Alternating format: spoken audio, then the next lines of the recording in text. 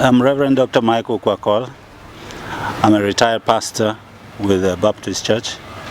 I retired in 2017 to return to my own people, having served God for over 30 years outside Teso.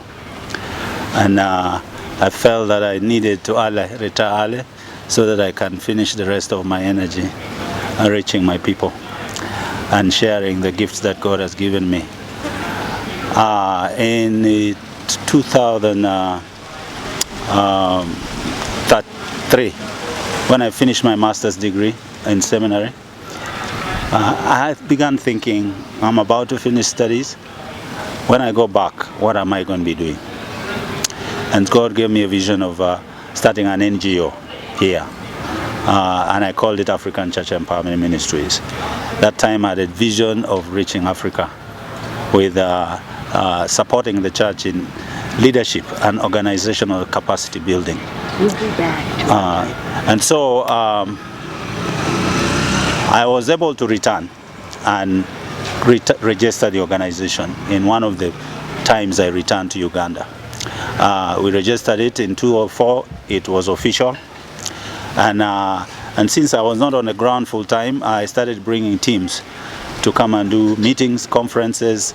We did music competitions of choirs in the churches and did other things to encourage the leaders, to encourage the church.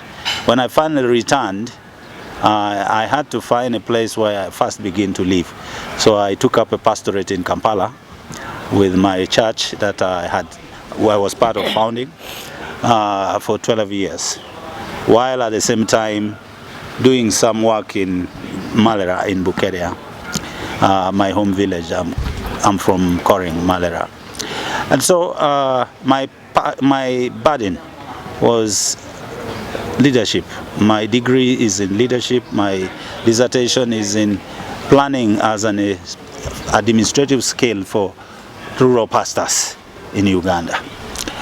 I wanted an organized, efficient, organized church.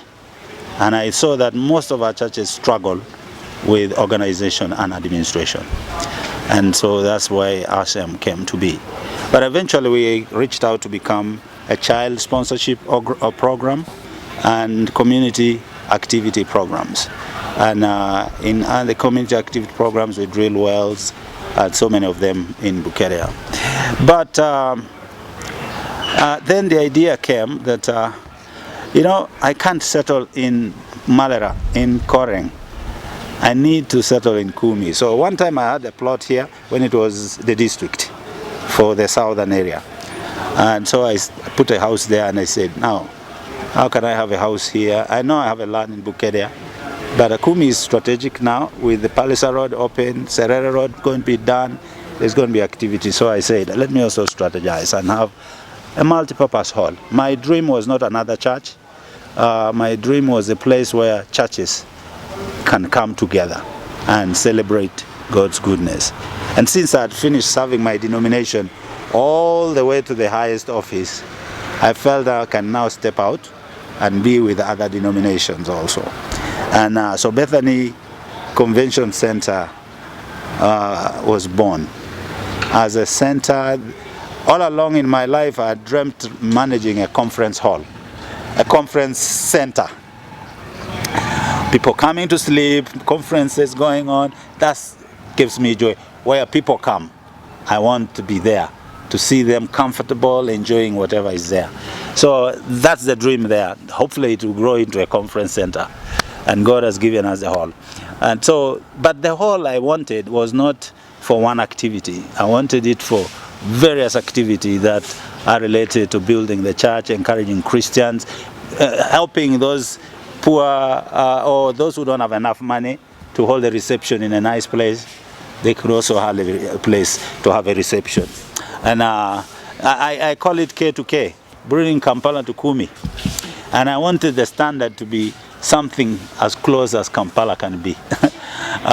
So we came up with that vision, not knowing how big it is going to become.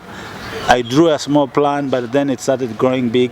When I presented to these friends of mine, I presented prayingly that they would buy into the whole size. And it came in bits, and it became that size. So I'm so grateful for these two ladies for standing with me to see this thing to what it is today, because the beginning was not so sure.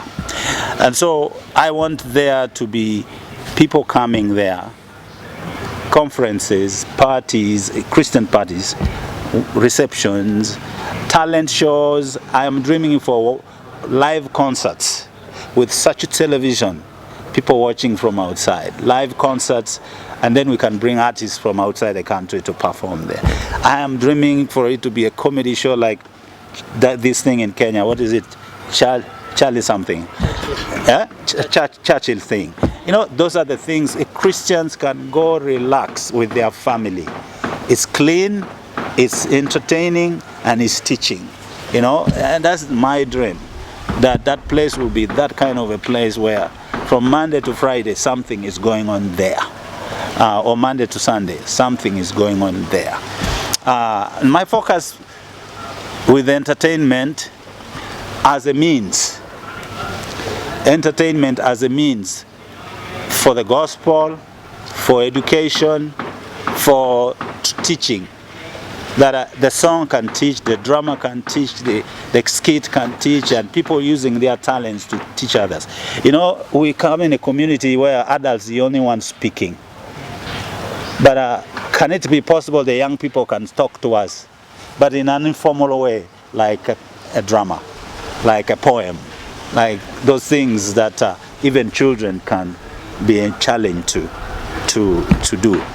And so when you talk about culture, could it be a place where we can revive Akogo music, revive some traditional ways? I see in Buganda they have like sakate, where young people are brought in, they teach the young girls how to cook, how to serve. Today, child can take a gift from you with their left hand. That is not acceptable. It is respect. When you get a thing from somebody, whether big or small, some of the manners and some of the morals are not very helpful. So could we teach through music, through drama, through education programs, through even talk shows, you know, that kind of thing. So that's my dream. That's my dream. So it has been adding. Over there we have also have a skills center. You didn't see the computers because of the lockdown. Then my IT person left, so I'm looking for a teacher who will just give people basic skills of computer, because these days everything is computer.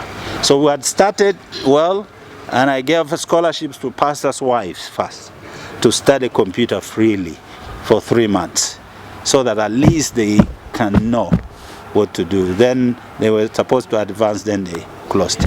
So computer training is there, tailoring is there. You probably walked around, you saw the mirrors on their barber. Boys are learning how to cut hair. The girls are learning to paint hair. We are yet to put the machines. The place is getting small. I'm realizing that you could put tailoring machines and barber machines in the same place. So God has to make a way to create other rooms for doing those kind of things. So that is the idea I have there. The people can come, get a skill, but also be taught and go and help themselves. Just a skill. No theories much, but how to do something for themselves. Yeah, I think.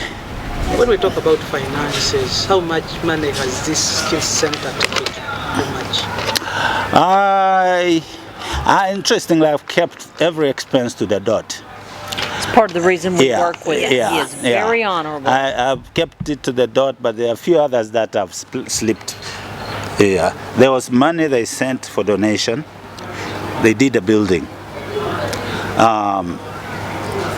That is about a little over 100 million for that building. It's $80,000 that has gone in there from 2013 to date. But my family has added. The studio is us. The chairs is from us. The fence is from another friend's church. That fence was the donation from another friend of mine who saw the building, and I told him we need security.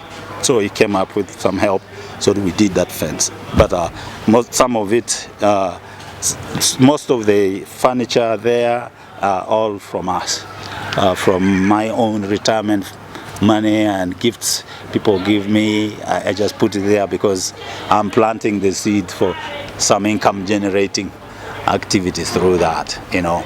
So we just didn't stop with what they gave. Like if you had me talking, I made the proposals which never got the answer. But so I said, I think my well is dry, let me be looking here. But also no, I told them, give me a start off, and we'll take off from there. Yeah. Maybe over to Jonelle. We wanted to know what interested you, what made you pick interest, where that Eastern Uganda is one of the regions that is suffering with poverty. What made you to interest yourself to come to Teso? I first met Michael in 2007, and it was within a couple of days I knew he and Kosi, his wife, were people of integrity. And there was something of kinship that grew between us when he invited us in, and he showed us what he was doing. And in our ministry, Lisa serves on the board. Our ministry is Treasure in Clay. Our heart is to look for people who want to strengthen the people around them. It is a firm, but we are totally gospel-centered. However, we know that what you share has more value than what we share. You know your culture. We enjoy your culture, but we don't know the ins and outs of it. So our heart in any country that we travel to is to identify the leadership, trusted leadership, and strengthen them, equip them, empower them, encourage them, because when we're gone, they'll get the job done. It won't be us. And one of the things we appreciated and still do about Michael, he shared with us his vision, but he didn't come with his handout like this. We want to work with people that understand we both need to have, as we say in the U.S., skin in the game. Michael and Kosi have contributed to what is going on here. It's not just us. It's our privilege to be a part of it. But we see them pouring their own lives out. So often when we go in, we find people that just want a hand out. And our heart is to give a hand up. When we're gone, you have to do the work. We can't. And we knew that Michael was trustworthy with it, as well as Kosi and all the dreams he has. You know, he's talking about the conference hall today. There are other works that they have done in this area that are huge blessings for children. And, you know, we like to help where we can, but we can't do it on the ground. Only y'all can. We can come alongside you, we can pray for you, we can support where we can, but you've got to do the work. Lisa? Yes, I just have to say, see it come to fruition. We, again, like Jonelle said, with his integrity, and Kosi as well, it was just something we truly believed in ourselves, and we wanted to see it happen. And so we did the best we could, and you know, with the grace of God and the church, we were able to just get all these steps in place, and everything that Michael wanted happen. And again, he did not ask for anything. It was just this vision, and we just felt strongly and pulled to be able to provide for him. And yes, we don't know your culture, we don't know what is needed here, only you do, Michael does, and so we're just proud to be able to help and serve any way we can.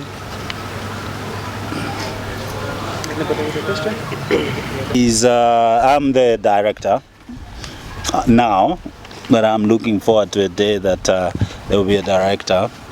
We have, I'm developing a team.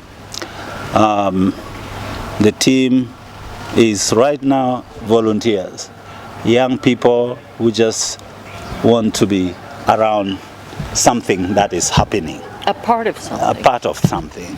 So they have come as volunteers, including this man on the camera. He just come and say, I can do this. Yeah. So sometimes I facilitate transport. Just, there's nobody who's paid salary. I have my nephews there that are helping with the cleaning and things like that. So, but structurally, I'm the director. There's finance and administration person.